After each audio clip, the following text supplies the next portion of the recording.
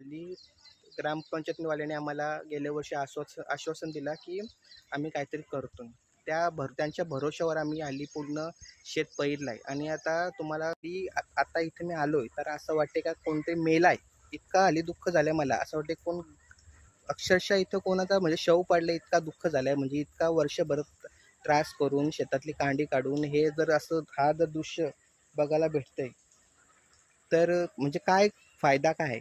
पावसाला अजून सुरुवात सुद्धा झालेली नाही. फक्त काल आणि आज पाऊस पडला आहे. तर हा बघा, तर ही जर दशा झाली तर काय म्हणजे माणसाने साध्या माणसांनी करायचं तरी काय? हं? तो नाला काढतात, तो शेताच्या एक 2-3 फूट खाली करतात, जेणेकरून तो पाणी आहे तो वरून खाली आला पाहिजे.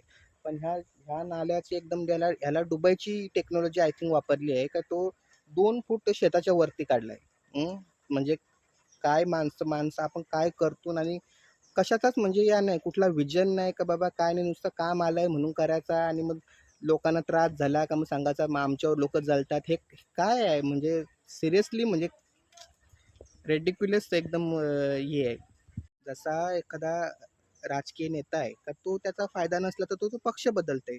पण आपण शेतकरी आहोत, तर आपल्याला पक्ष बदलता येत नाही आणि आपल्याला शेत पण बदलता येत नाही का बाबा हा शेत पिकला नाही तर तो चेंज करायचा. ही आपली वाडवडिलांच्या शेतात ती आता आपल्याला करणंच आहे.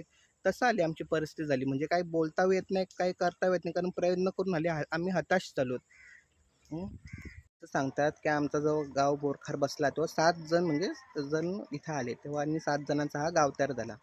तर 100-150 वर्षापूर्वी जो गाव बसला आणि त्याच्या गावाचा जो पाणी अतिशय चांगल्या प्रमाणे पास होत होता, जो तल्या साईडवरून जो गटर आहे, पण तो विनाकारण काढला आणि म्हणजे कुठला विजन नाही आहे आणि कुठला हे नाही आहे. आणि आता झालं आहे असं का तो सुद्धा काम अतिशय निकृष्ट दर्जाचं केलं आहे. 3 वेळा त्या गटाराचा जो झाकण असते तो कोसळला आहे.